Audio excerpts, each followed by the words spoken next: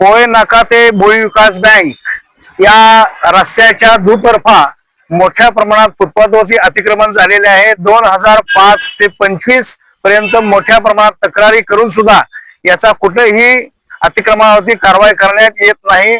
संबंधित सातारा शहरातील स्थानिक स्वराज्य संस्था, नगरपालिका, पालिका प्रशासन तसेच सार्वजनिक बांधकाम विभागाने याच्याकडे दुर्लक्ष करता कामा नये। आतापर्यंत मोठ्या प्रमाणात अपघात झालेले आहेत। हुतात्मा स्मारक, कर्नल संतोष महाडिक स्मारक परिसरामध्ये तर मोठ्या प्रमाणात चायनीजच्या गाड्या तसेच फळांची दुकानं आहेत। याला नेमका राजाश्रय कुणाचा आहे? सर्वसामान्य माणसांपेक्षा या अतिक्रमणालाच पाठिंबा का, असा सातारकरांच्या वतीनं प्रश्न पडत आहोत।